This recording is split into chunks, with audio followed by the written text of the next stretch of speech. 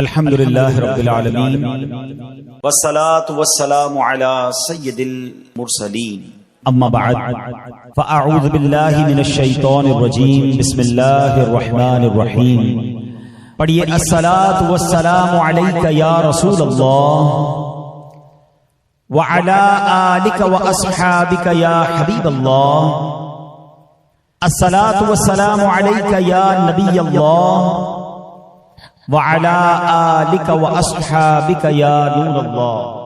کیا خوبصورت اشعار شاعر لکھتے ہیں کہ محبوب کی محفل کو محبوب سجاتے ہیں، محبوب کی محفل کو محبوب سجاتے ہیں، اور آتے ہیں وہی جن کو سرکار بلاتے ہیں۔ وہ لوگ خدا شاہد قسمت کے سکندر ہیں، مبارک ہونے جنہوں نے یہ محفل سجائی، خرچ کیا، وقت دیا، کوشش کی۔ وہ لوگ خدا شاہد قسمت کے سکندر ہیں جو سرور عالم کا میلاد مناتے ہیں، اور آقا کی ثنا خوانی دراصل عبادت ہے۔ آقا کی ثنا خوانی دراصل عبادت ہے۔ ہم نعت کی صورت میں قرآن سناتے ہیں۔ قرآن پاک کو بھی اگر محبت کی نگاہ سے دیکھا جائے تو جا بجا نبی پاک علیہ الصلوۃ والسلام کی نعت ہمیں نظر آتی ہے، پیارے آقا کی شان نظر آتی ہے۔ شاعر کہتے ہیں نا کہ پنجابی شاعر کہتے ہیں کہ دساں کی میں مصطفیٰ دی کیڑی سونی شان ہے، آپ دی تعریف وچ سارا ہی قرآن ہے، پڑھ کے تو ویکھ جیڑا مرضی سپارا، قسم خدا دی مینوں سب نالو پیارا۔ اللہ نبی پاک کی ثنا خوانی کرنے، ان کا ذکر کرنے کی زندگی بھر توفیق عطا فرمائے، اور اللہ کرے کہ جب زندگی کا آخری وقت آئے اس وقت بھی زبان پر کلمہ طیبہ جاری ہو، نبی پاک کا ذکر جاری ہو کہ میں سو جاؤں یا مصطفیٰ کہتے کہتے، میں سو جاؤں یا مصطفیٰ کہتے کہتے، اور پھر قیامت کے دن کھلے آنکھ صلی اللہ کہتے کہتے۔ درود پاک پڑھنے کے بے شمار فضائل و برکات ہیں۔ ایک بڑا ہی خوبصورت واقعہ، بلکہ کمال کی بات ہے کہ یہ واقعہ ہوا نہیں ہے، ہونے والا ہے، مگر سرکار دو عالم علیہ الصلوۃ والسلام جو اللہ کی عطا سے اللہ نے انہیں اپنی وحی کے ذریعے، اللہ نے اپنی عطاؤں کے ذریعے انہیں وہ نالج عطا فرمائی کہ جب ہم حدیثوں کو پڑھتے ہیں تو ایمان تازہ ہو جاتا ہے۔ نبی پاک نے قیامت کے دن پیش آنے والا ایک واقعہ بیان فرمایا۔ آقا علیہ الصلوۃ والسلام فرماتے ہیں قیامت کا دن ہوگا، حضرت آدم علیہ الصلوۃ والسلام سبز لباس پہنے عرش الہی کے سائے میں تشریف فرما ہوں گے، اور دیکھ رہے ہوں گے کہ ان کی اولاد میں سے کس کس کو جنت میں لے جایا جا رہا ہے، کس کس کو دوزخ میں لے جایا جا رہا ہے۔ آپ ابو البشر ہیں، سب کے والد ہیں، تو ہم سب ان کی اولاد میں سے ہیں۔ ہمیں جو آدمی کہا جاتا ہے نا، اس کی وجہ ایک یہ ہے کہ ہم حضرت آدم کی اولاد سے ہیں۔ وہ قیامت کے دن دیکھ رہے ہوں گے کہ میری اولاد میں سے کون کون جنت میں جا رہا ہے، کون کون دوزخ میں جا رہا ہے۔ اتنے میں حضرت آدم علیہ الصلوۃ والسلام کی نظر پڑے گی کہ جناب رسول اللہ صلی اللہ تعالی علیہ وسلم کا امتی، اسے فرشتے جہنم کی طرف لے جا رہے ہیں۔ حالانکہ آپ کی امت میں اور بھی، آپ حضرت آدم کی اولاد میں تو بہت سارے نبیوں کی امتیں ہیں، مگر جب سرکار دو عالم علیہ الصلوۃ والسلام کا امتی جہنم کی طرف جا رہا ہوگا تو حضرت آدم علیہ السلام پکاریں گے یا احمد، یا احمد، نبی پاک کو پکاریں گے۔ سبحان اللہ، نبی پاک علیہ الصلوۃ والسلام کو جیسے ہی یہ آواز ملے گی، سرکار دو عالم علیہ الصلوۃ والسلام حضرت آدم علیہ الصلوۃ والسلام کے پاس پہنچیں گے اور فرمائیں گے لبیک یا ابو البشر، اے ابو البشر فرمائیے کیا فرمانا ہے۔ تو حضرت آدم علیہ السلام کہیں گے کہ یہ آپ کا امتی ہے، فرشتے اسے جہنم کی طرف لے جا رہے ہیں۔ نبی پاک علیہ الصلوۃ والسلام فرماتے ہیں کہ جب میں یہ سنوں گا تو میں حضرت آدم علیہ الصلوۃ والسلام کی صدا سن کر فرشتوں کے پاس جاؤں گا، اور آقا فرمائیں گے اے میرے رب کے فرشتوں ٹھہر جاؤ۔ فرشتے عرض کریں گے یا رسول اللہ صلی اللہ علیہ وسلم، ہم تو محکوم ہیں، ہمیں جو آرڈر ہوتا ہے ہم وہ کرتے ہیں، ہم اللہ کی نافرمانی تو نہیں کرتے، ہمیں یہ حکم ملا ہے تو ہم فرشتے اس کو لے کر جہنم میں جا رہے ہیں۔ تو اب نبی پاک علیہ الصلوۃ والسلام اپنے مبارک ہاتھوں سے اپنی داڑھی کو پکڑ کر عرش الہی کی طرف رک کر کے عرض کریں گے اے میرے رب، کیا تو نے مجھ سے وعدہ نہیں فرمایا کہ میری امت کے معاملے میں مجھے غمگین نہیں کرے گا؟ پیار تو دیکھیں، اپنی امت سے محبت تو دیکھیں۔ آقا خود فرما رہے ہیں کہ میں رب کی بارگاہ میں عرض کروں گا اے رب، تو نے مجھ سے پرومس نہیں کیا کہ میری امت کے بارے میں مجھے غمگین نہ فرمائے گا۔ اب فرشتوں کو حکم دیا جائے گا اطیعوا محمدا، محمد علیہ الصلوۃ والسلام کی فرما برداری کرو۔ یہ حکم ملتے ہی کیا ہوگا؟ اعلی حضرت امام اہل سنت اپنے ایک شعر میں لکھتے ہیں، چھوڑ کر مجھ کو فرشتے کہیں محکوم ہیں ہم۔ اب تو حکم آرڈر بجا لانے کا حکم مل گیا نا، چھوڑ کر مجھ کو فرشتے کہیں محکوم ہیں ہم، حکم والا کی نہ تعمیل ہو زہرا کیا ہے۔ حضور آپ کا حکم نہیں مانیں گے تو کس کا مانیں گے؟ اب نبی پاک فرمائیں گے کہ اس بندے کو پھر میزان عمل پر لاؤ، اعمال تولے گئے ہوں گے، رزلٹ اناؤنس ہو گیا ہوگا، گناہ زیادہ ہوں گے، جہنم میں جانے کا فیصلہ ہو گیا ہوگا، مگر آقا فرمائیں گے پھر میزان پر لاؤ، پھر اس کی اعمال تولو۔ اب جب اس کے اعمال تولے جائیں گے تو نبی پاک علیہ الصلوۃ والسلام فرماتے ہیں میں اپنی جیب سے ایک کاغذ کا ٹکڑا نکالوں گا اور اس کی نیکیوں کے پلڑے پر رکھ دوں گا۔ جس کے گناہ زیادہ ہیں، نیکیاں کم ہیں، آقا فرماتے اب میں اپنی جیب سے ٹکڑا نکالوں گا کاغذ کا اور اس کے نامہ اعمال میں نیکیوں کے پلڑے پر رکھ دوں گا۔ نبی پاک فرماتے ہیں جیسے ہی وہ پرچہ رکھوں گا اس کی نیکیوں کا پلڑا بھاری ہو جائے گا۔ اچھا، اب جیسے ہی یہ سارا کچھ منظر ہوگا تو محشر میں ایک شور برپا ہو جائے گا، کامیاب ہو گیا، نیکیوں کا پلڑا بھاری ہو گیا، اب اسے جنت میں لے جاؤ۔ سبحان اللہ، اسی کلام کا شعر ہے نا، صدقے اس رحم کے اس سایہ دامن پہ نثار، صدقے اس رحم کے اس سایہ دامن پہ نثار، اپنے بندے کو مصیبت سے بچایا کیا ہے۔ اچھا، اب یہ سارا ماجرا تو ہو جائے گا، مگر کمال یہ ہے کہ جس بندے کا یہ معاملہ ہوگا نا وہ نہیں پہچانا ہوگا ابھی تک کہ یہ ہے کون سی ہستی جنہوں نے میرا اس مصیبت میں ساتھ دیا۔ آرڈر ہو چکا ہے، جہنم فرشتے لے جا رہے ہیں، انہوں نے آ کر انٹرسپٹ کیا، میری نیکیوں کا پلڑا بھاری کیا، میرا جنت کا آرڈر نکل آیا، تو اب وہ فرشتے جب جنت کی طرف لے جائیں گے نا، کہ اگر رکو تو صحیح، مجھے پہلے ان سے ملنے تو دو، یہ ہے کتنی پیاری ہستی، اس مصیبت میں میرے کام آئے ہیں۔ سرکار دو عالم علیہ الصلوۃ والسلام کی بارگاہ میں حاضر ہو کر وہ شخص عرض کرے گا میرے ماں باپ آپ پر قربان، آپ کا چہرہ کتنا نورانی ہے، آپ کتنے حسین ہیں، آپ کیسے اعلیٰ اخلاق والے ہیں، آپ نے میرے آنسوؤں پر رحم کھایا ہے، میرے گناہ معاف کروائے ہیں۔ حضور اپنا تعارف تو کروائیے، آپ کون ہیں؟ اللہ اکبر۔ سرکار دو عالم علیہ الصلوۃ والسلام فرماتے ہیں میں اسے جواب دوں گا میں تیرا نبی محمد صلی اللہ تعالی علیہ وسلم ہوں، اور یہ وہ تیرا درود پاک ہے جو تو نے مجھ پر پڑھا تھا، میں نے آج ہی کے دن کے لیے تمہارے لیے سیو کر کے رکھا ہوا تھا۔ اللہ اکبر، اللہ اکبر۔ دو باتیں سیکھنے کو مل رہی ہیں اس حدیث میں، ایک کہ درود پاک کتنی کمال کی چیز ہے، یہ نیکیوں کا پلڑا بھاری بنانے والا عمل ہے، یہ اللہ کی رضا حاصل کرنے والا عمل ہے، اس سے بگڑے کام سنور جاتے ہیں۔ مگر انفارچونیٹلی پرابلم یہ ہے، کون سا ایسا بیان ہے، کون سی ایسی محفل ہے جس میں درود پاک کے فضائل بیان نہیں ہوتے، مگر اگر ہم دیکھیں تو یہاں بہت بڑی تعداد جو ہے پورا دن گزر جاتا ہے ایک بار بھی درود نہیں پڑھتے ہیں، حالانکہ یہ کثرت سے پڑھنے والا وظیفہ ہے۔ اگر میں یہاں سے پوچھنا شروع کروں تو سب کا کوئی نہ کوئی پرابلم ہوگا، کوئی بیمار بیٹھا ہوگا، کوئی قرضے میں ہوگا، کوئی کسی ڈیفیکلٹی، کوئی کس پرابلم۔ سچی بات بتاؤں، ہر درد کی دوا ہے صلی علی محمد، ہر درد کی دوا ہے صلی علی محمد، تعویذ ہر بلا ہے صلی علی محمد صلی اللہ علیہ وسلم، مگر پڑھتے نہیں ہیں، سوشل میڈیا پر گھنٹوں گزارتے ہیں۔ پلیز آپ کر کے دیکھیں ایک بار، اب کسی بھی پرابلم میں نا ایک بار کر کے دیکھیں، آپ کثرت سے درود پاک پڑھنا شروع کر دیں، اپنی آنکھوں سے اپنی مصیبتیں حل ہوتے ہوئے دیکھیں گے، آپ کے شولڈر سے برڈن ریلیز ہوتے ہوئے آپ دیکھیں گے، آپ کے دماغ پر اگر کوئی ٹینشن ہے آپ اس پہ ریلیف ہوتا ہوا خود اپنی آنکھوں سے دیکھیں گے، آپ روزی میں برکت دیکھیں گے۔ یہ میں نہیں کہہ رہا، یہ نبی پاک کے فرمان ہیں، انہوں نے وعدے فرمائے ہیں، انہوں نے یہ حدیثیں ارشاد فرمائی ہیں، لیکن ہم نہ جانے کیوں درود پاک میں اس طرح انوالو نہیں ہوتے۔ اور پھر قیامت کے دن انشاءاللہ، یہ ایک حدیث نہیں ہے، کئی حدیثوں کو اگر آپ پڑھیں، سرکار دو عالم علیہ السلام فرماتے تم میں سے میرے سب سے زیادہ نزدیک قیامت کے دن وہ ہوگا جس نے مجھ پر سب سے زیادہ درود پڑھے ہوئے، میرے حوض کوثر پر کچھ لوگ آئیں گے، حدیثوں کو خلاصہ پیش کر رہا ہوں، جن کو میں کثرت درود کی وجہ سے پہچان لوں گا، پیارے آقا انہیں پہچان لیں گے۔ نبی یہ پاک کہیں فرما رہے ہیں کہ میں اپنے ساتھ جنت میں لے جاؤں گا جو درود پاک کثرت سے پڑھنے والے ہوں گے، تو کیوں نہ ہم درود پاک کثرت سے پڑھیں۔ تو اے میرے پیارے اسلامی بھائیوں، پہلی نیت تو آج کے اجتماع میں یہ کر لیں کہ انشاءاللہ اب روزانہ کثرت سے درود پاک پڑھیں گے۔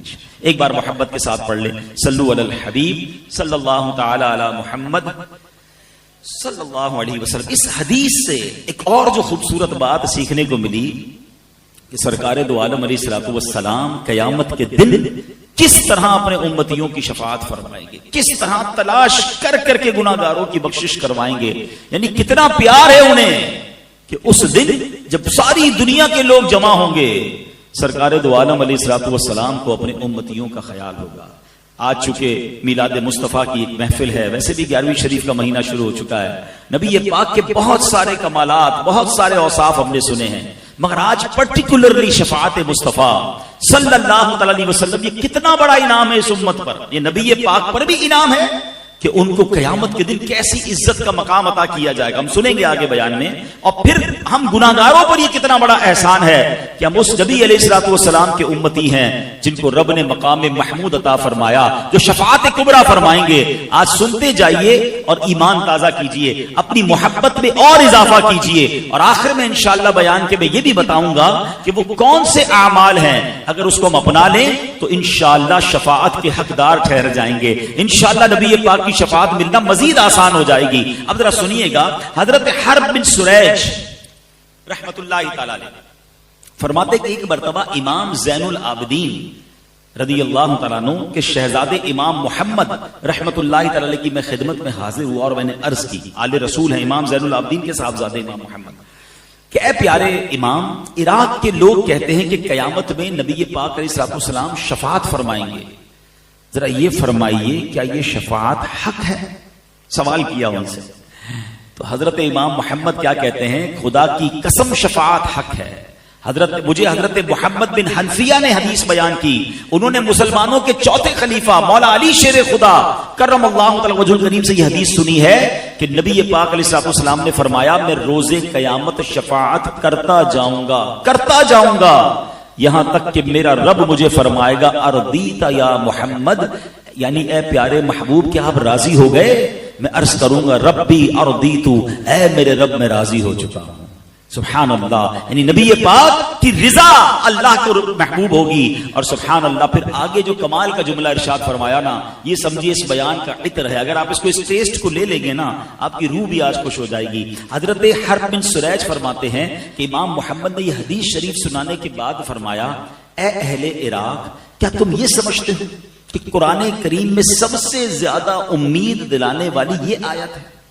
اگر میں اب آپ سب سے سوال کروں کہ قرآن کی وہ کون سی آیت ہے جو سب سے زیادہ امید دلاتی ہے، تو جنہوں نے کچھ قرآن ترجمے سے پڑھا ہے 99% وہ یہ جواب دیں گے کہ ایک آیت ہے جو گناہگاروں کے لیے بڑی امید والی ہے. وہ کون سی ہے؟ لا تقنطوا من رحمت اللہ. اللہ فرماتا ہے اللہ کی رحمت سے مایوس نہ ہونا، بڑی امید ہے اس میں. مگر امام محمد کیا فرماتے ہیں؟ کہتے نہیں، ہمارے نزدیک یہ نئی آیت نہیں ہے، بلکہ ہم تمام اہل بیت کا یہ متفقہ فیصلہ کہ سب سے زیادہ امید دلانے والی قرآن کی آیت یہ ہے جس میں رب نے ارشاد فرمایا وَلَسَوْفَ يُعْطِيكَ رَبُّكَ فَتَرْضَىٰ، اے محبوب ہم قریب تمہیں اتنا عطا فرمائیں گے کہ تم راضی ہو جاؤ گے. اچھا بڑی کمال کی بات ہے، اس میں تو سرکار دو عالم علیہ الصلوۃ والسلام کو عطا کیا جا رہا ہے نا، اس میں ہمیں کیوں خوش ہونا ہے؟ امت کے لیے کیا انعام ہے؟ اللہ اپنے حبیب سے فرما رہا ہے وَلَسَوْفَ يُعْطِيكَ رَبُّكَ فَتَرْضَىٰ، اے محبوب اب قریب تمہیں اتنا عطا فرمائیں گے کہ تم راضی ہو جاؤ گے. آپ کو پتہ ہے نبی پاک پر جب یہ آیت نازل ہوئی تو سرکار دو عالم علیہ الصلوۃ والسلام نے کیا فرمایا؟ آقا علیہ الصلوۃ والسلام نے اس کو فرمایا جب تک میرا ایک بھی امتی جہنم میں ہوا میں راضی نہیں ہوں گا. کہتے ہیں یہ آیت سب سے زیادہ امید دلانے والی ہے کہ رب نے اپنے حبیب کو راضی کرنے کا وعدہ فرمایا، اور حبیب پاک نے اپنی امت سے کیا وعدہ کر لیا کہ میں راضی نہیں ہوں گا جب تک میرا ایک ایک امتی میں جہنم سے باہر نہ نکال لوں. اے میرے پیارے اسلامی بھائیوں، اب ذرا غور کیجئے، دنیا میں اگر ہمیں کسی کو بلینک چیک دے دیا جائے کہ مانگیے کیا مانگنا ہے، آفر کوئی کرے کہ بتاؤ کیا چاہیے، تو ہمیں تو شاید اپنے لوگ یاد آئیں گے، اپنے گھر والے یاد آئیں گے، اپنے فیوچر پلانز یاد آئیں گے. اللہ نے گویا نبی پاک کو اس آیت میں بلینک چیک عطا فرمایا وَلَسَوْفَ يُعْطِيكَ رَبُّكَ فَتَرْضَىٰ، اے محبوب ان قریب تمہارا رب تمہیں اتنا دے گا کہ تم راضی ہو جاؤ گے. آقا اپنے لیے مانگتے، اپنی آل کے لیے، اپنی فیملی کے لیے. اے امتیوں ہم سے کتنا پیار ہے کہ نبی پاک فرماتے جب تک ایک ایک امتی جہنم میں ہوگا، جب تک ایک بھی امتی جہنم میں ہوگا میں رب سے راضی نہیں ہوں گا، یعنی میں اس کو جہنم سے نکال لوں گا. اے میرے پیارے اسلامی بھائیوں، شفاعت کے بارے میں عقیدہ کیا ہونا چاہیے یہ بڑا ضروری ہے. اپنا بلیف سمجھ لیں ایز اے مسلم. ہمارا شفاعت کے بارے میں ہمارا عقیدہ کیا ہونا چاہیے؟ یاد رکھیے کہ ہمارے پیارے آقا علیہ الصلوۃ والسلام قیامت کے دن شفاعت فرمائیں گے. آپ کی شفاعت قبول کی جائے گی، اس کا عقیدہ رکھنا یہ واجب ہے. ٹھیک ہے؟ شفاعت مصطفیٰ کا انکار کفر ہے. کیوں کفر ہے؟ کہ شفاعت کا جو انکاری ہے وہ قرآن کی آیتوں کا انکاری ہے، وہ حدیثوں کا انکاری ہے. کیونکہ قرآن میں واضح طور پر محبوب پاک کی شفاعت کا بیان ہے. اب میں چند قرآن پاک کی آیتیں اور چند حدیثیں بیان کرتا ہوں کہ کہاں کہاں نبی پاک کی شفاعت کا بیان ہے. ایک تو یہی آیت وَلَسَوْفَ يُعْطِيكَ رَبُّكَ فَتَرْضَىٰ، اے محبوب ان قریب تمہارا رب تمہیں اتنا دے گا کہ تم راضی ہو جاؤ گے. اور نبی پاک کا یہ فرمانا کہ جب تک ایک امتی بھی جہنم میں ہوا میں راضی نہ ہوں گا، یہ پہلی آیت. اب دوسری سنیے، اللہ کریم ارشاد فرماتا ہے 26ویں پارے میں سورہ محمد آیت نمبر 19، ارشاد ہوا وَاسْتَغْفِرْ لِذَنبِكَ وَلِلْمُؤْمِنِينَ وَالْمُؤْمِنَاتِ. آسان ترجمہ قرآن کنز العرفان. اور اے حبیب اپنے خاص غلاموں اور عام مسلمان مردوں اور عورتوں کے گناہوں کی معافی مانگو. اب ذرا غور کیجئے، معاف کرنے والا کون ہے؟ رب ہے. جس نے معاف کرنا ہے وہ خود ہی نبی پاک کو کیا فرما رہا ہے کہ اپنی امت کے لیے مجھ سے استغفار کر لو تاکہ میں ان سب کی بخشش فرما دوں. اب بتائیے کیا نبی پاک رب کا کوئی فرمان ٹال سکتے ہیں؟ اس کا مطلب یہ ہوا کہ رب ہی نے فرمایا ہے کہ اے محبوب اپنی امت کی مجھ سے سفارش کرو، ان کے لیے استغفار کرو. تو قرآن کی یہ آیت بھی بتا رہی ہے کہ نبی پاک کو شفاعت کا حق عطا فرمایا، شفاعت کا تحفہ عطا فرمایا گیا. اور سبحان اللہ، اب آئیے پارہ 15 سورہ بنی اسرائیل آیت نمبر 79 میں ارشاد ہوتا ہے عَسَىٰ أَن يَبْعَثَكَ رَبُّكَ مَقَامًا مَحْمُودًا. کتنی خوبصورت آیت ہے.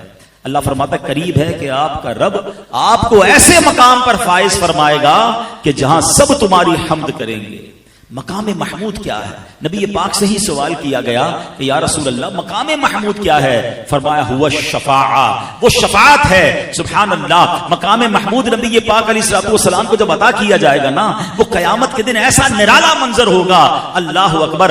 انشاءاللہ عاشقان رسول اس دن کے انتظار میں ہیں. سیدی اعلیٰ حضرت کہتے ہیں نا عرش حق ہے مسند رفعت رسول اللہ کی، دیکھنی ہے حشر میں عزت رسول اللہ کی. خدا کی قسم اس دن نبی پاک کی عزت ساری دنیا دیکھے گی. اور یہ بھی یاد رکھیے گا کہ اس دن صرف مسلمان نہیں غیر مسلم بھی مان جائیں گے. جو آج نبی پاک کی شفاعت کے منکر ہیں وہ بھی مان جائیں گے، کیونکہ رب نے انہیں مقام کیسا دینا ہے وہ اپنی آنکھوں سے سب کچھ ہوتا ہوا دیکھ رہے ہوں گے. وہ مقام کیسا ہوگا؟ آئیے حدیث پاک کا خلاصہ سنیے اور ایمان تازہ کیجئے. نبی پاک کی خصوصیت یہ ہے کہ روزے قیامت پیارے آقا علیہ الصلوۃ والسلام سب سے پہلے اپنے روضہ مبارک سے باہر تشریف لائیں گے. جیسے ہی آپ اپنی قبر انور سے باہر آئیں گے، قبر سے تو سارے لوگ قیامت کے دن نکلیں گے نا، مگر فرسٹ آف آل سب سے پہلے جو اپنی قبر مبارک سے نکلیں گے وہ رسول پاک علیہ الصلوۃ والسلام ہوں گے. اور جیسے ہی اپنے روضے سے آپ باہر نکلیں گے 70,000 فرشتے تعظیم اور احترام کے لیے حاضر ہو جائیں گے.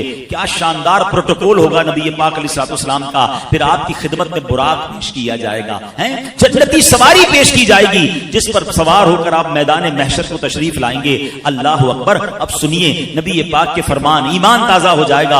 آقا فرماتے انا سید ولد آدم یوم القیامہ، قیامت کے دن میں تمام اولاد آدم کا سردار ہوں گا. ایک روایت میں فرمایا انا اولہم خروجا، قیامت کے دن سب سے پہلے میں ہی اپنی قبر انور سے باہر تشریف لاؤں گا. وانا قائدہم اذا وفدوا، جب سب بارگاہ الہی میں پیش ہوں گے میں سب کا پیشوا ہوں گا. وانا خطیبہم اذا انصتوا، جب سارے لوگ خاموش ہو جائیں گے کسی میں جرت نہیں ہوگی بات کرنے کی، میں خطیب ہوں گا. وانا مستشفعہم اذا حبسوا، جب انہیں روک لیا جائے گا حساب شروع نہیں ہو رہا ہوگا میں ان کی شفاعت کروں گا. وانا مبشرہم اذا ایئسوا، جب سب مایوس ہوں گے میں انہیں خوشخبری سناؤں گا. الکرامۃ والمفاتیح یومئذ بیدی، اس دن بزرگی اور عزت بھی میری ہوگی اور جنت کی چابیاں بھی میرے ہاتھ میں ہوں گی.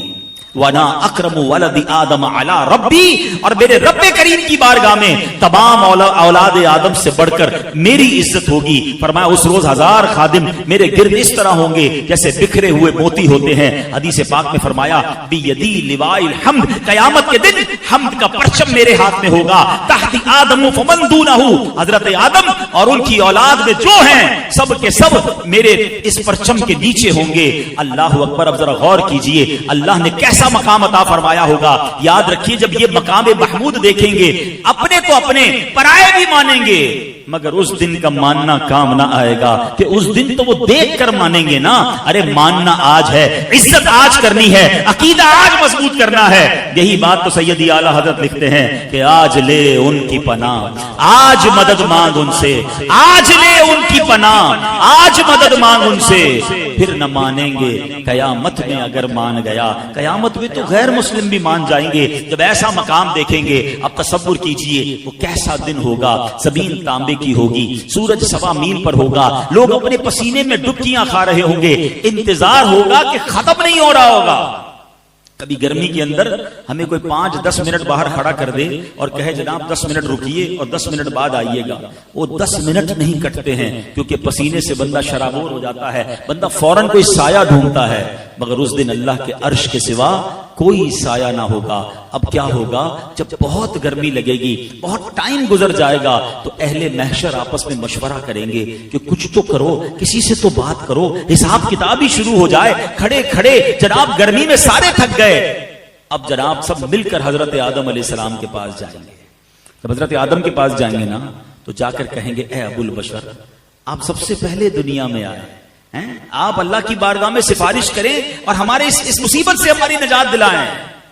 کیا ہوگا؟ حضرت آدم کہیں گے نفسی نفسی اذهبوا الی غیری، آج جیسا رب نے غضب کیا ہے پہلے ایسا غضب کبھی نہ کیا ہوگا، کسی اور کے پاس جاؤ۔ یہ سارے محشر کے لوگ ڈھونڈتے ڈھونڈتے حضرت نوح علیہ السلام کے پاس پہنچیں گے۔ اے نوح، آپ آدم میں ثانی ہیں، آپ صفی اللہ ہیں، آپ اللہ کی بارگاہ میں، آپ نجی اللہ ہیں، آپ اللہ کی بارگاہ میں ہماری سفارش کریں۔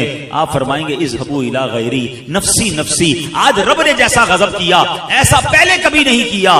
اہل محشر پھر تلاش کرتے ہوئے حضرت ابراہیم کے پاس آئیں گے، آپ تو خلیل اللہ ہیں، اللہ کے دوست ہیں، آپ اللہ سے عرض کریں۔ وہ بھی کہیں گے اذهبوا الی غیری۔ اس کے بعد حضرت عیسیٰ علیہ السلام کے پاس آئیں گے، وہ بھی منع کر دیں گے۔ آخر اہل محشر کہیں گے ہمیں کوئی راستہ تو بتا دیں، کوئی کلو تو دے دیں، ہم جائیں تو کس کے پاس جائیں؟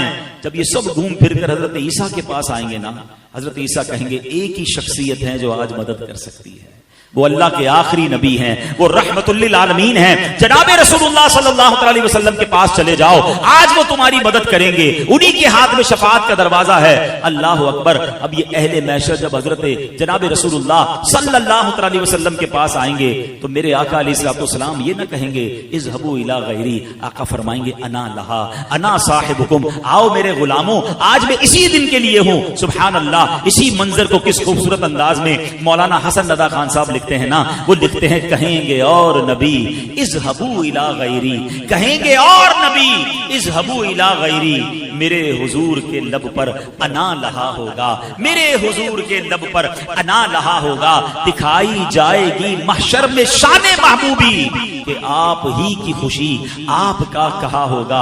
اب کیا ہوگا ذرا سنیے، نبی پاک کے پاس جب اہل محشر پہنچیں گے نا تو اب نبی پاک سجدہ کریں گے۔ پہلے ذرا یہاں رک جائیں، ایک اور خوبصورت سوال، very beautiful question, relevant question دماغ میں آتا ہے کہ یہ حدیثوں کے ذریعے پتہ تو چلے گیا کہ شفاعت تو نبی پاک نے کرنی ہے، آخری نبی علیہ الصلوۃ والسلام نے کرنی ہے، تو ہم تو نہیں جائیں گے پھر حضرت آدم کے پاس، ہم تو نہیں جائیں گے حضرت نوح کے پاس، ہم تو سارے مل کر پہلے ہی پہنچ جائیں گے۔ ہم نے KDA میں بیان سنا تھا، ہمیں پتا تھا حدیث میں یہی ہے کہ آخر میں جانا رسول پاک علیہ الصلوۃ والسلام کے پاس ہے، تو ہم ڈائریکٹ چلے جائیں گے۔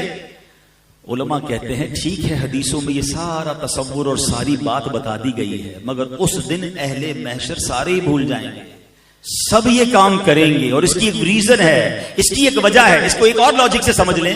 ہم سب کو قبر کے سوالات پتہ ہیں اور سب کو جوابات بھی پتہ ہیں، تو بندہ بولے مسئلہ ہی کوئی نہیں، اب تو پیپر آؤٹ ہو گیا، مرنے کے بعد قبر میں جائیں گے، پوچھا جائے گا مر ربو کا، میں کہہ دوں گا اللہ رب ہے، ماں دینوں کا کہوں گا اسلام دین ہے، ماں کنتا تقول فی حق ھذا الرجل، جب پیارا سا چہرہ دکھایا جائے گا کہہ دوں گا یہ رسول اللہ ہے۔ آسان ہو گیا نا، پیپر آؤٹ ہے، پھر کیسے فیل ہوں گا؟ علماء کہتے ہیں حدیثوں میں سوال بھی بتا دیے، جواب بھی بتا دیے، مگر جواب وہی دے گا جو جس سے رب راضی ہوگا، جس کے اعمال اچھے ہوں گے، ورنہ وہ بھول جائے گا۔ تو یہ محشر کے دن یہ سارا پروٹوکول کیوں کیا گیا؟ اے ہائے، جب بات سمجھ رہا ہے نا، عشق کی گتھی سلجھ جائے تو بریلی کے تاجدار سل جاتے ہیں۔ امام اہل سنت نے کمال کر دیا، ایک شعر میں سارا فلسفہ بیان کر دیا۔ وہ کہتے ہیں خلیل و نجی مسیح و صفی سبھی سے کہیں بھی بنی. سب کے پاس گئے نا, کئی بات بنی.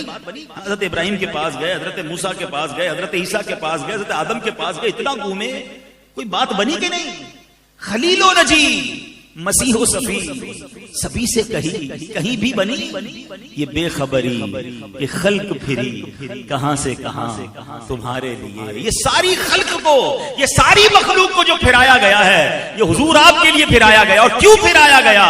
یہ سارے محشر کا جو مقصد ہے کیا ہے جناب؟ بہت ایزی تھا. پیدا ہوتے جب قبر سے باہر نکلتے سب کے ہاتھ میں رپورٹ کارڈ پکڑا دیا جاتا. رپورٹ تو پہلے ہی تیار ہے نا, کرامن کاتبین نے لکھا ہوا ہے کہ ہم نے کیا کیا اعمال کیے ہیں, کتنی نیکیاں, کتنے گناہ. قبر سے نکلتے کہا جاتا گناہ زیادہ ہے, تم جاؤ جہنم میں, تمہاری نیکیاں جاؤ جنت میں. یہ اتنا بڑا محشر سجایا گیا. کہیں پل صراط, کہیں جناب میزان عمل, کہیں حوض کوثر. اللہ اکبر, سبحان اللہ. شاعر کہتے ہیں فقط اتنا سبب ہے انعقاد بزم محشر کا. There is only one reason, ایک ہی وجہ ہے یہ محشر کا میدان سجانے کے لیے. فقط اتنا سبب ہے انعقاد بزم محشر کا. آقا تمہاری شان محبوبی دکھائی جانے والی, بتانا ہے کہ میرے محبوب کا مرتبہ کیسا ہے. جس نے یہاں رسول پاک کی محبت کو دل میں تھاما, جس نے یہاں ان کی سچی غلامی اختیار کی, اس کی شفاعت ہونی ہے, اس کی مغفرت ہونی ہے. ساری زندگی نمازیں پڑھی, ساری زندگی روزے رکھے, مگر اگر عشق محبت, عشق رسول نے دل میں نہیں ہے, اس کا کچھ نہیں بننا ہے. جمعے کے خطبے میں ایک جملہ بار بار آپ نے سنا ہے, شاید ہزاروں بار سنا ہوگا, الا لا ایمان لمن لا محبت لا, الا لا ایمان لمن لا محبت لا. سنا ہے نا؟ کبھی اس کا معنی سمجھنے کی کوشش کی؟ اس کا مطلب کیا ہے؟ سن لو, اس کا ایمان نہیں جس کے دل میں نبی پاک سے محبت نہیں. محبت کے بغیر کچھ بھی نہیں ہے. وہاں کام آنی ہے. اب کیا ہوگا جب آقا کے پاس یہ اہل محشر پہنچیں گے نا, تو نبی پاک کیا کریں گے؟ اب ذرا سنیے گا. ایک تاریخی سجدہ ہوگا قیامت کے دن, ایک تاریخی سجدہ ہوگا. اور وہ سجدہ جب نبی پاک فرمائیں گے نا, آج میں اور آپ سجدہ کریں, کوئی اٹھاتا ہے سجدے سے؟ پتہ جب نبی پاک سجدہ کریں گے نا تو رب کی طرف سے ارشاد ہوگا, ارفع راسک یا محمد, اے محمد اپنا سر اٹھائیے. کیسا پیار ہے اللہ عز و جل اور نبی پاک علیہ السلام. رب اللہ کی بارگاہ میں غمگین سجدہ ہوگا نا, امت کی فکر میں یہ سجدہ ہوگا, بڑا طویل سجدہ ہوگا. ارشاد ہوگا ارفع راسک یا محمد, اے محمد سر اٹھائیے. پھر فرمایا جائے گا وقل یسمع لک, آپ کہیے آپ کی سنی جائے گی. سل تعطا, مانگیے آپ کو دیا جائے گا. اشفا تشفا, آپ شفاعت کیجئے آپ کی شفاعت قبول کی جائے گی. اللہ اکبر. پھر نبی پاک علیہ الصلوۃ والسلام اپنے غلاموں کی شفاعت فرمائیں گے, اور کتنی شفاعت فرمائیں گے یہ آپ کو بتاتا ہوں. لیکن یہ شعر آپ نے کئی بار سنا ہوگا نا, عرش حق ہے مسجد رفعت رسول اللہ کی, کہ نبی پاک کا جو بیٹھنے کا مقام قیامت کے دن کیا ہوگا, وہ عرش الہی ہوگا. یہ ایسے ہی نہیں کہہ دیا سیدی اعلیٰ حضرت نے. آؤ روایت سنو. اللہ کریم کی بار روایتوں میں آتا ہے قیامت والے دن رب کریم نبی پاک علیہ الصلوۃ والسلام کو عرش اعظم پر بٹھائے گا. اگلے پچھلے سارے یہ فضیلت جان لیں گے اور سب کی زبان آپ کی تعریف میں مصروف ہو جائے گی. یہ وہ مقام محمود ہے جس کا قیامت کے دن رب نے قرآن میں وعدہ فرمایا. وہ کون سی آیت ہم نے سنی تھی؟ عسیٰ ان یبعثک ربک مقاما محمودا, قریب ہے کہ آپ کا رب آپ کو ایسے مقام پر فائز فرمائے گا جہاں سب تمہاری حمد کریں گے. اب آؤ میرے پیارے اسلامی بھائیوں, ہو سکتا ہے کسی کے دل میں آئے کہ شفاعت تو ہوگی مگر وہ تو نیکوں کی ہوگی, جو نبی پاک کے قریب ہوں گے ان کی ہو جائے گی. اربوں لوگ ہوں گے, ہمارا کیا بنے گا؟ اللہ اکبر. ایسے ہی نہیں, نبی پاک ہمارے اتنے پیارے آقا ہیں, ایسے امت کے غمخار ہیں, ایسے فکر مند ہیں. سنو, نبی پاک علیہ السلام فرماتے ہیں مجھے دو باتیں, مجھے اختیار دیا گیا کہ دو باتیں ہیں, آپشن دیا گیا کہ یا تو آپ کی آدھی امت کو جنت میں داخل کر دیا جائے یا آپ شفاعت لے لیں. سنیے گا حدیث پاک, there were two options. یا تو half of your ummah will go in Jannah, آپ کی آدھی امت بخش دی جائے, یا آپ شفاعت لے لیں. نبی پاک فرماتے میں نے شفاعت کو حاصل کر لیا کیونکہ وہ اس سے زیادہ برکت والی ہے, اس میں گنجائش زیادہ ہے. یعنی میں اپنی ساری کی ساری امت کو بخشوا لوں گا.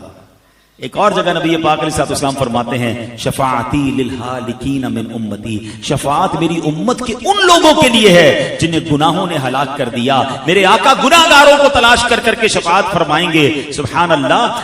امام مولانا حسن رضا خان صاحب اسی کیفیت کو بیان کرتے ہیں نا، وہ کہتے ہیں وہ پاک دل کے نہیں جس کو اپنا اندیشہ ہجوم فکر و تردد میں گر گیا ہوگا، اس دن سارے لوگ رو رہے ہوں گے، گھبرائے ہوئے ہوں گے، ہمارا کیا ہوگا؟ ارے نبی پاک تو بخشے بخشائے ہیں نا، مگر ان کے دل پر بھی فکر ہوگی، وہ بھی رنج میں ہوں گے، وہ اپنے لیے نہیں، وہ کس کے لیے؟ وہ امت کے لیے غمزدہ ہوں گے۔ فرماتے ہیں میں اللہ کی بارگاہ میں کھڑا رہوں گا، اپنے ممبر پر نہیں بیٹھوں گا، ہر نبی کے لیے ممبر بنایا گیا ہوگا، مگر میں رب کی بارگاہ میں کھڑا رہ کر اس لیے کھڑا رہوں گا کہ مجھے یہ ڈر ہوگا کہ کہیں مجھے جنت میں نہ بھیج دیا جائے اور میری امت پیچھے نہ رہ جائے۔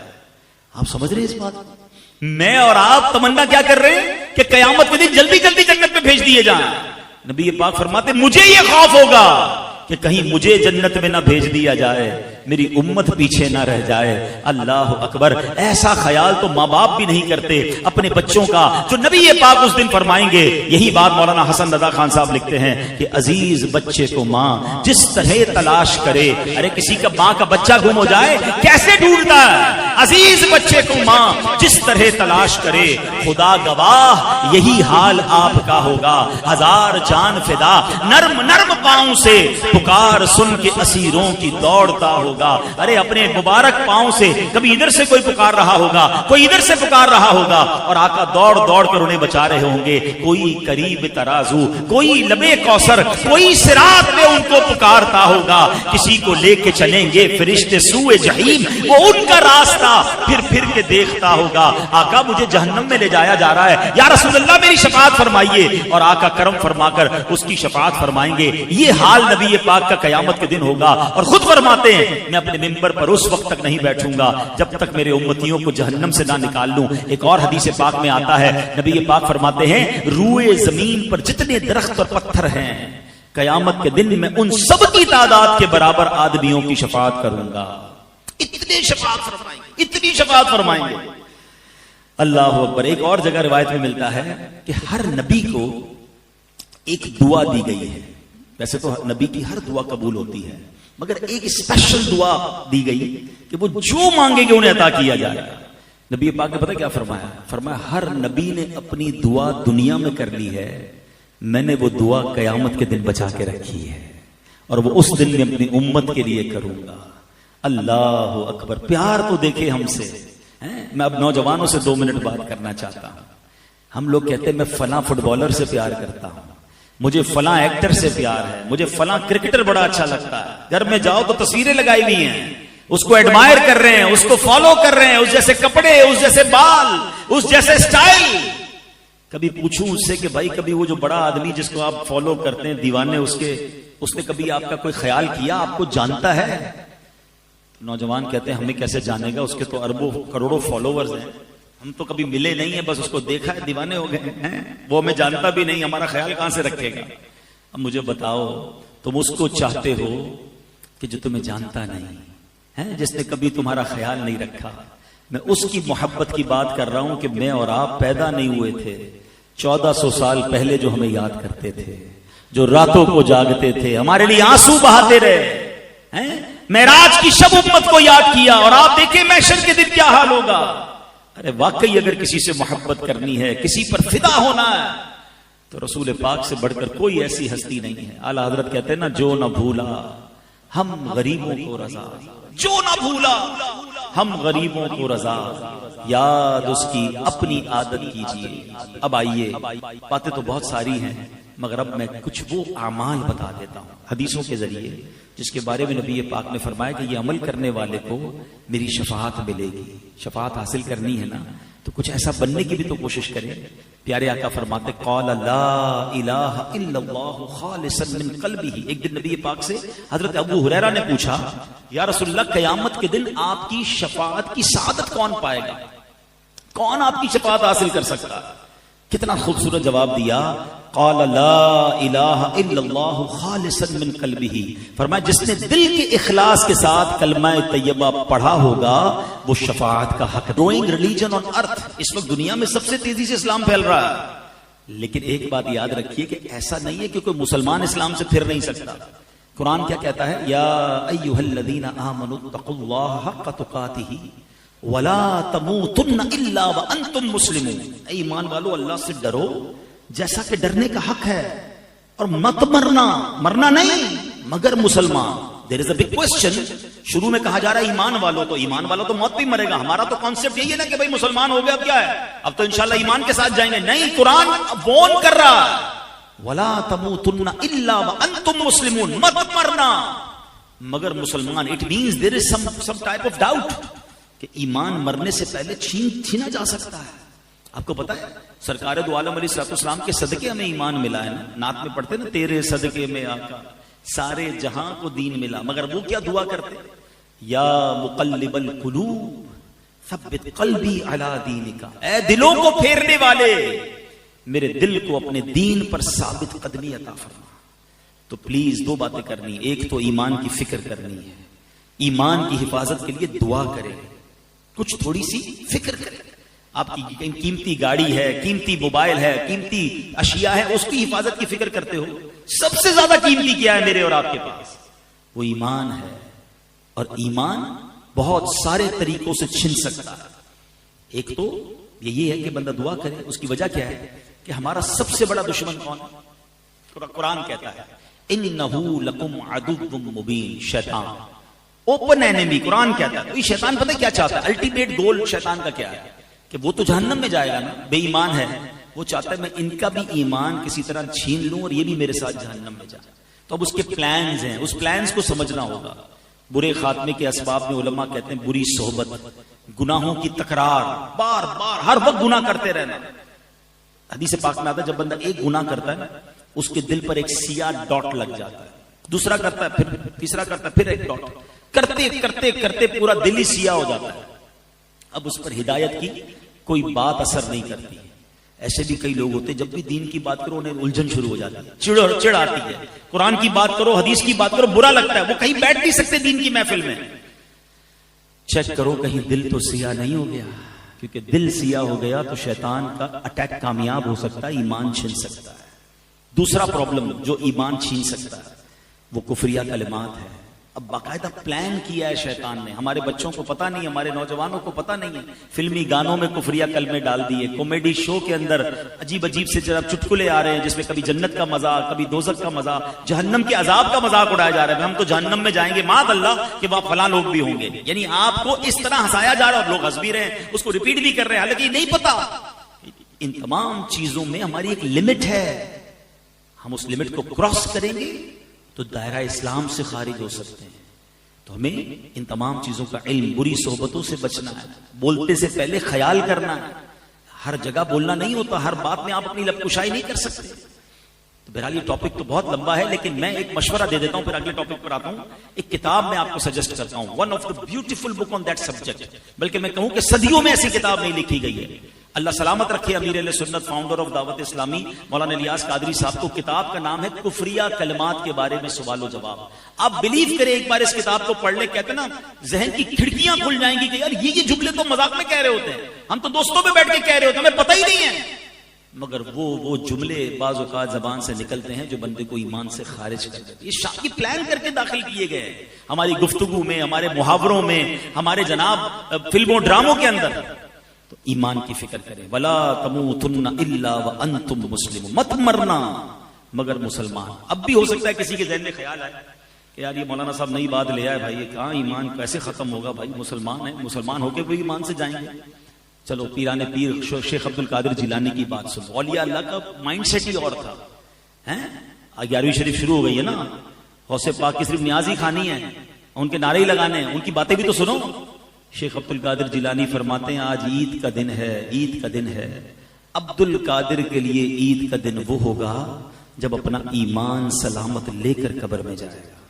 کون کہہ رہا ہے؟ ولیوں کے سردار. کتنا خوف ہے. اصل عید وہ ہوگی جب ایمان سلامت لے کر جاؤں گا. ہمیں ٹینشن ہی کوئی نہیں جناب. اعلیٰ حضرت نے 100 سال پہلے ایک بات سمجھائی تھی, سونا جنگل رات اندھیری, چھائی بدلی کالی ہے, سونے والو جاگتے رہیو, چوروں کی رکھوالی ہے. آج ہو کیا گیا ہے کہ قرآن کی انٹرپریٹیشن کرنے، حدیث بیان کرنے، دین بیان کرنے نت نئے لوگ آ رہے ہیں جو کہیں سے علم دین سیکھا نہیں ہے، چند کتابیں پڑھ لی، چند لاجکس پڑھ لی اور لوگ ان کی باتیں سن رہے ہیں. اور یہی تو وہ ایمان کے ڈاکو ہیں کہ جو آپ کے دل میں ایک ایسی سوئی چبو دیں گے کہ کسی کو اولیاء کرام سے دور کریں گے، کسی کو صحابہ سے دور کریں گے، کسی کو علماء سے دور کریں گے. الٹیمیٹ گول یہ ہے کہ انہیں اسلام سے دور کرنا ہے. آپ کی پہلے بنیادیں ہلکی ہوں گی نا، جب آپ اولیاء سے بھی دور، صحابہ سے بھی دور، علماء سے بھی دور ہو جائیں گے تو اینڈ آف دا ڈے اسلام سے بھی دور ہو جائیں گے. یہ پلان ہے، آپ لوگ سمجھ نہیں رہے اور انہیں سنی جا رہے ہیں. تو ہمیں دین بھی ان سے سیکھنا ہے جو باقاعدہ سرٹیفائیڈ عاشق رسول علماء کرام ہے، تاکہ ہمارے دین کی اساس مضبوط رہے. کبھی آپ نے یہ کیا کہ آپ کا گھر بنانا ہو اور آپ کہیں یار ڈاکٹر دوائی بڑی اچھی دیتا ہے، جب جاتا ہوں علاج ٹھیک ہو جاتا ہے، چلو گھر بھی اسی سے بنا لیتا ہوں. آپ کہیں گے نہیں یار ڈاکٹر اچھا ہے مگر بلڈر نہیں ہے. ایک بلڈر سے گھر بنایا، اس نے گھر بہت اچھا بنایا، اس نے کہا گھر بڑا اچھا بنایا، بقرعید میں جانور بھی اسی سے کٹوا لیتا ہوں. کہ نہیں یار وہ کسائی تھوڑی ہے، وہ بلڈر ہے. تو یو نو کہ جس کا جو کام ہے وہ اس سے سیکھتے ہیں، تو دین بھی اس سے سیکھے نا، کہ جو دین کا ایکسپرٹ ہو. جس کی جو مرضی سوشل میڈیا پر آ کر بیان شروع کیا، ہم نے سننا شروع کیا اور کنفیوز ہونا شروع کیا. یہی تو پلان ہے کہ کسی طرح مسلمان، کہیں کوئی کوشش کر رہا ہے ان کے دل سے عشق رسول نکال دیں، کوئی کوشش کر رہا ہے اولیاء کی محبت نکال دیں، کوئی کوشش کر رہا ہے صحابہ کی محبت نکال دیں، کوئی چاہتا ہے اہل بیت امام حسین کی محبت دل سے نکال. یہ سارے پلانز ہیں. دیکھیں ہمیشہ کوئی نہیں کہے گا اللہ کی محبت دل سے نکالو، کوئی نہیں کہے گا اسلام سے پھر جاؤ. وہ پہلے آپ کی بنیادیں کاٹ رہے ہیں کہ ایک ایک کر کے یہ ساری بنیادیں کٹیں. آخری الٹیمیٹ گول ایمان ہے. تو پلیز ان چالوں کو سمجھیے. اعلیٰ حضرت نے کہا تھا آنکھ سے کاجل صاف چرا دیں، یہاں وہ چور بلاتے ہیں، تیری گٹھڑی تاکی ہے اور تو نے نیند نکالی. آنکھ سے کاجل کون چرا سکتا ہے؟ اتنے شاطر ہیں کہ کاجل بھی چوری ہو جائے گا، آنکھ کو پتہ بھی نہیں چلے گا. یہی ہو رہا ہے کہ دین کے نام پر ایمان چھیننے کی کوشش ہو رہی ہے. But nobody care. ایسا نہ کرے. علماء کرام سے مربوط رہیں، عاشقان رسول علماء کرام کی صحبت اختیار کریں، انشاءاللہ ایمان مضبوط رہے گا. اور باتیں تھیں مگر میں ایک عشق والی بات پر اب اپنا بیان ختم کرتا ہوں. عادل بھائی نے جو وقت دیا تھا وہ پورا ہو گیا ہے، لیکن اب جو میں بات کروں گا انشاءاللہ وہ بھی خوش ہو جائیں گے، آپ بھی خوش ہو جائیں گے، سب کے چہروں پہ مسکراہٹ بھی آئے گی، کچھ کی آنکھیں بھی نم ہو جائیں گی. شفاعت حاصل کرنی ہے نا، تو ایک ایسی جگہ ہے جہاں چلے جاؤ شفاعت واجب ہو جائے گی. آقا فرماتے من زار قبری وجبت لہ شفاعتی، جس نے میرے روزے کی زیارت کی اس پر میری شفاعت واجب ہو جائے. آئے ہائے، یہ وہ دربار ہے جہاں جاؤ تو شفاعت واجب ہو جاتی ہے. اچھا مدینے کی زندگی بھی نرالی، مدینے کی موت بھی نرالی. آقا فرماتے تم میں سے جس سے ہو سکے مدینے میں مرے، کہ جو مدینے میں مرے گا میں اس کی شفاعت کروں گا. ادھر کی موت بھی نرالی. اعلیٰ حضرت کہتے ہیں نا طیبہ میں مر کے ٹھنڈے چلے جاؤ آنکھیں بند، سیدھی سڑک یہ شہر شفاعت نگر کی ہے. تو مدینے جایا کیجیے اور یاد رکھیے، اس کی تڑپ رکھیے، اس کی دعا کیجیے، اس کی التجا کیجیے. اگر کوئی مجھے غریب سن رہا ہے نا اور اب دل میں یہ خیال آ رہا ہے کہ یار مدینے تو امیر جا سکتے ہیں، اتنے سارے پیسے، پاسپورٹ، ٹکٹ، تو یہ آپ کی بھول ہے. مدینہ پیسے سے نہیں جاتا بندہ. ہاں میں نے اربوں پتی دیکھے ہیں، ساری دنیا دیکھی ہے، مدینہ نہیں دیکھا. اور کئی غریب دیکھے ہیں جن کے پاس رہنے کو گھر نہیں ہے، آقا نے کئی بار انہیں مدینہ دکھا دیا ہے. کہاں کا منصب، کہاں کی دولت، قسم خدا کی ہے یہ حقیقت، جنہیں بلایا ہے مصطفیٰ وہی مدینے کو جائے. مدینے جانے کے بہانے ڈھونڈا کر، ہاں مدینے نہ جانے کے بہانے نہیں ڈھونڈا کر. لوگ کہتے ہیں یار ابھی ذرا کاروبار سیٹ ہو جائے، تھوڑی بچی کی شادی ہو جائے، فلاں کام اٹکا ہے، جیسے ٹھیک ہوگا پھر جاؤں گا عمرہ کرنے، پھر جاؤں گا حج کرنے، پھر جاؤں گا مدینے. اعلیٰ حضرت کہتے ہیں نا پھر نہ کروٹ لی مدینے کی طرف، پھر نہ کروٹ لی مدینے کی طرف. ارے چل جھوٹے بہانے، وہاں کے لیے تو بہانہ تلاش کرے. آپ کو مثال کے طور پر کوئی پلاٹ پسند آ جائے، آپ گھر کی کوئی چیز بیچ کے پلاٹ لے لیتے ہیں. کوئی گاڑی خریدی ہے، بندہ کہتا ہے زیور بیچ لو گاڑی لینا ہے. مدینے کے لیے بھی ایسے ہی کیا کرو، کچھ آگے پیچھے کرنا بھی پڑے نا، چلے جایا کرو مدینے. ہاں اور یہ نہ سوچو یہ کام سدھرے گا پھر جاؤں گا، یہ کام نپٹے گا پھر جاؤں گا. ارے ادھر جاؤ، سارے کام نپٹتی ادھر سے ہیں. مٹتے ہیں جہاں بھر کے آلام مدینے میں، بگڑے ہوئے بنتے ہیں سب کام مدینے. میں نے امیروں سے زیادہ سخی غریبوں کو دیکھا ہے. کچھ غریب تو کمال کرتے ہیں. اور صحیح بتاؤں، جیسا غریب مدینے پہنچتا ہے نا اس کا صدقہ مل جائے. میں کئی ایسے غریبوں کو دیکھا. ایک بار میں نے ایک سے پوچھا، میں نے کہا یار مدینے آئے ہو کیسے آئے؟ کہتے جوڑ کے جو کچھ تھا نا سب خرچ کر دی. میں نے کچھ بھی نہیں، کچھ بھی نہیں، جو تھا کچھ چیزیں تھی وہ بھی بیچ دی. میں نے کہا اب کہتے لینے آیا ہوں، خالی کر کے آیا ہوں، اب لینے آیا ہوں، اور اس گلی میں آیا ہوں کہ اس گلی کا گدا ہوں میں جس میں مانگتے تاجدار۔ یہ کمال کرتے ہیں، یہ سب کچھ ختم کر کے پہنچ جاتے ہیں مکے مدینے اور بھر کے آتے ہیں۔ امیر یہی سوچتا رہتا ہے 3 لاکھ کا ٹکٹ ہو گیا، 50,000 کا ویزا ہو گیا، ابھی اتنے، حالانکہ کروڑوں لاکھوں روپے ادھر ادھر خرچ ہو رہے ہوں گے، مکے مدینے حج کا خرچہ ہی چپ رہا ہوتا ہے ان کو۔ یہ مت کرنا، یہ رہ جائے گا، اور یہ نصیب والوں کو ملتا ہے۔ شوق پیدا کرے، دل میں ایسا شوق آ جائے کہ زندگی کا سب سے بڑا شوق یہی بن جائے۔ وہ پنجابی شاعر کہتے ہیں نا، مینوں شوق مدینے جاون دا، میرے دل وچ حسرت ہور نہیں، آقا تیری مرضی ساڈا تے کوئی زور نہیں، ہمارا کوئی زور نہیں۔ کروڑوں روپے ہوں آپ کے پاس، اگر بلاوا نہیں تو نہیں جا سکتے، بس مانگتے رہیں، عرض کرتے رہیں۔ اور خدا کی قسم دنیا میں کئی شہر ہیں جو آپ 2 4 5 بار کے بعد دیکھنا نہیں چاہتے۔ بندے کی فیوریٹ جگہ بھی ہونا، بندہ کہتا ہے دیکھ لیا یار اب کہیں اور چلو، کتنی بار جائیں اس ملک میں، کتنی بار جائیں اس شہر میں، مگر مدینہ وہ شہر ہے کہ 1000 بار دیکھے جی نہیں بھر رہا۔ بلکہ سچی بات یہ، جس نے جتنا دیکھا ہے نا وہ اتنا تڑپ رہا ہے، نہ دیکھنے والا بھی تڑپ رہا ہے، دیکھنے والا زیادہ تڑپ رہا ہے۔ شربت دید نے ایک آگ لگائی دل میں، تپش دل کو بڑھایا ہے بجھانے نہ۔ کیسی گلیاں اور کیسی فضائیں ہیں۔ صحابہ نے تو نبی پاک کی خوشبو سونگی تھی نا، آقا کے جسم سے مشک سے زیادہ خوشبو پیاری آتی تھی، اور صحابہ کرام گلی کے کنارے کھڑے ہو کر پہچان لیتے تھے کہ نبی پاک یہاں سے گزرے ہیں۔ مگر سچی بات یہ ہے 1450 سال ہو گئے، کسی عاشق رسول کی آنکھوں پر پٹی باندھیں، ہاں اس کو مدینے لے جائیں، بتائیں نا کہاں لے جا رہے ہیں۔ اگر وائرس نہیں ہے نا ناک میں، پہلے آیا تھا کووڈ وائرس، سونگنے کی صلاحیت ختم ہو گئی تھی، اگر اب بھی کچھ لوگوں کے عجیب عجیب وائرس ہوتے ہیں، عشق رسول ہے، اگر عشق رسول ہے تو پھر کیا ہوگا؟ آنکھوں پہ پٹی باندھ کر مدینے لے جائیں، وہ بتائے گا۔ عرصہ ہوا طیبہ کی گلیوں سے وہ گزرے ہیں، اتنا عرصہ، مور دین 1400 ایئرز۔ عرصہ ہوا طیبہ کی گلیوں سے وہ گزرے ہیں، اس وقت بھی گلیوں میں خوشبو ہے پسینے کی۔ آج بھی مدینے کی گلیاں بتا رہی ہیں کہ کس کا مسکن ہے، کس کا شہر ہے۔ تو مدینے جایا کرو، اس کی تڑپ دل میں رکھیں، درود پاک کی کثرت کریں، کیونکہ وہاں شفاعت ملتی ہے۔ من زار قبری وجبت لہو شفاعت، یا کا فرماتے جس نے میرے روضے کی زیارت کی اس پر میری شفاعت واجب ہو گئی۔ اللہ بار بار مکہ پاک مدینہ طیبہ کی حاضری نصیب فرمائے، ہم سب کو نبی پاک سے سچی محبت عطا فرمائے، وہ اعمال کرنا نصیب فرمائے جو نبی پاک کی رضا والے ہیں، ان اعمال سے بچائے جس سے آقا راضی ہو جاتے ہیں۔ ایک عمل بتا دیتا ہوں جو نبی پاک کی ناراضی والا سبب عمل ہے۔ آقا فرماتے فمن رغب عن سنتی فلیس منی، جس نے میری سنت سے منہ موڑا وہ مجھ سے نہیں۔ تو قیامت کے دن اگر آقا نے یہ کہہ دیا کہ جاؤ میں تمہاری شفاعت نہیں کرتا، تم تو میری سنت پر عمل ہی نہیں کرتے تھے بلکہ سنت کا مذاق اڑاتے تھے، کدھر جائیں گے؟ سنت کو تھامیے۔ اور الحمدللہ آج کے دور میں ایک ایسا ماحول ہے جہاں ہر قدم پر سنت کی بات کی جاتی ہے، سنتوں بھرا اجتماع، سنتوں بھرا بیان، سنتوں بھرا ماحول، سنتوں بھرا مدنی قافلہ۔ دعوت اسلامی والے آپ کو قدم قدم پر سنتوں کی باتیں کرتے نظر آتے ہیں۔ تو آئیے اس ماحول سے وابستہ ہوں، دعوت اسلامی کے مرکز فیضان مدینہ آتے جاتے رہا کریں، ہمارا مدنی چینل دیکھیں، اس طرح کے بیان سننے ہوں تو مدنی چینل ہے، سوشل میڈیا پہ اپنا ہمارا اکاؤنٹس فالو کریں، تو یہ بیان سنتے رہیں گے تو عشق رسول میں اضافہ ہوگا، نبی پاک سے محبت میں اضافہ ہوگا۔